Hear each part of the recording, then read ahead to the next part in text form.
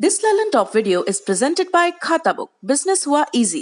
अब नया बिजनेस है तो क्लाइंट्स को अट्रैक्ट करने के लिए हमने उन्हें 5 पेमेंट का ऑप्शन दिया और ये सारा हिसाब किताब हमने खाताबुक ऐप में मेंटेन किया और इसी ऐप से हमने उन्हें पेमेंट रिमाइंडर्स भी भेजे। अब खाताबुक ही मेरे बिजनेस का खाता मैनेजर है। भारत के अलग अलग शहरों में पिछले 6 महीनों में कई बार म्यांमार के रोहिंग्या लोगों की गिरफ्तारी हुई है। 300 से भी ज्यादा लोग हिरासत में लिए गए हैं।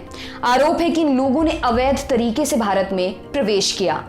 मार्च 2021 में सबसे ज्यादा 160 लोग जम्मू में हिरासत में लिए गए थे, लेकिन गिरफ्तारियों की अगर हम बात करें तो सबसे ज्यादा गिरफ्तारियां उत्तर प्रदेश पुलिस के anti terrorist squad UP ATS ने की हैं। इसके अलावा कुछ गिरफ्तारियां हरियाणा, राजस्थान और तेलंगाना में भी हुई हैं। 6 जून को यूपी के गाजियाबाद इलाके से नूर आलम की गिरफ्तारी के बाद यूपी एटीएस ने दावा किया था कि नूर रोहिंग्या लोगों को अवैध तरीके से भारत लाने में उनकी मदद करता था और फर्जी दस्तावेज भी बनवाता था। यूपी एटीएस के मुताबिक नूर फर्जी दस्तावेज बनाने और भारत लाने वाले एक गिरोह का हेड था, जिसकी तलाश पुलिस को करीब 6 महीने से थी।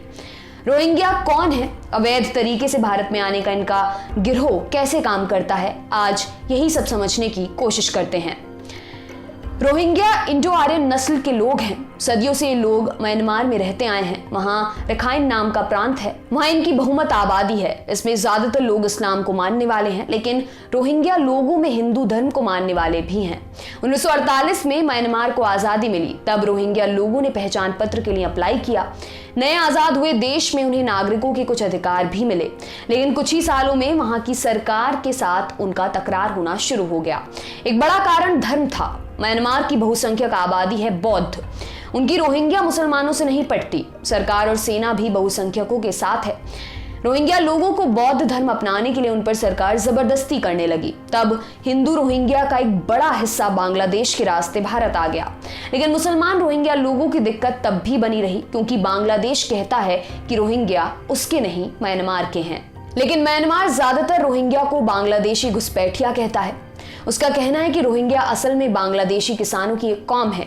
अंग्रेजों के राज में ये लोग म्यांमार में आ बसे थे। उस समय म्यांमार पर भी अंग्रेजों का ही राज था।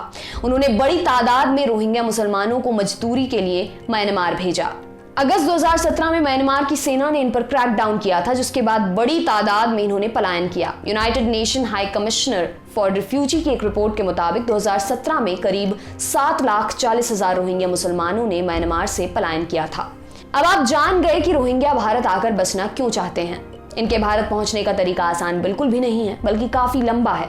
इसे बारीकी से समझने के लिए दी लल्लन टॉप ने यूपी एटीएस के आईजी डॉक्टर जीके गोस्वामी से बात की। इनके मुताबिक इनके गिरोह का एक नेटवर्क है जो 3 देशों म्यांमार, बांग्लादेश और भारत में फैला हुआ है। वो कहते हैं म्यांमार से इनका एक मिडलमैन इन्हें बांग्लादेश पहुंचाता है। बांग्लादेश में ये लोग बच बचा के कुछ समय बिताते हैं। फिर बांग्लादेश का एक मिडलमैन इन्हें भारत का बॉर्डर क्रॉस कराता है। ये पश्चिम बंगाल के उत्तरी हिस्से यानी कि कूच बिहार जिले और मालदा मुर्शिदाबाद जिले से ज्यादातर भारत में प्रवेश करते हैं। ये मिडलमैन आमतौर पर रोहिंग्या ही होते हैं, लेकिन ये बॉर्डर पार नहीं करते और ये सारे मिडलमैन ये सब कुछ पैसों के लिए करते हैं। आईजी गोस्वामी के मुताबिक भारत में जो इनका मिडलमैन होता है वो फर्जी दस्तावेज और इनके नौकरी चाकरी का इंतजाम करता है।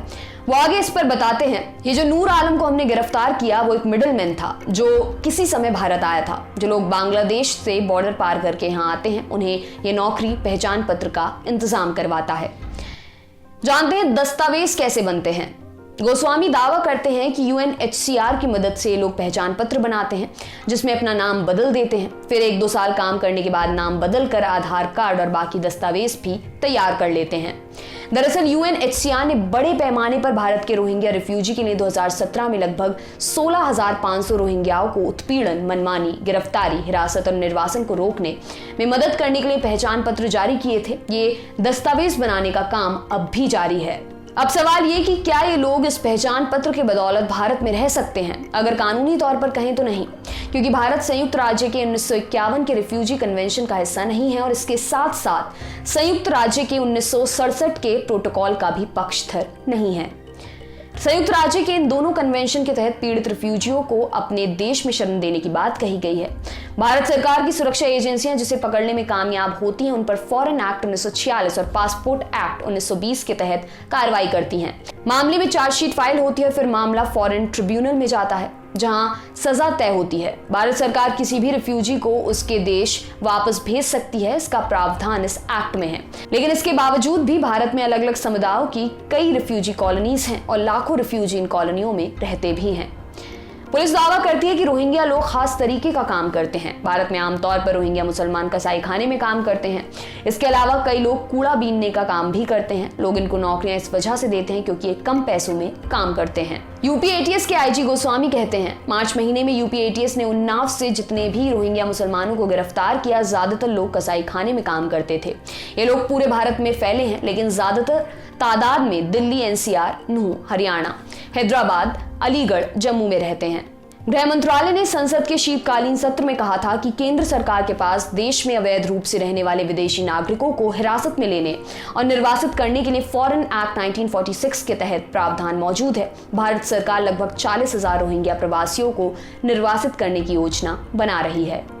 आपके लिए तमाम जानकारी जुटाई है हमारे साथी प्रशांत ने। मेरा नाम है दिव्यांशी। देखते रहिए दी लल्लन टॉप। शुक्रिया।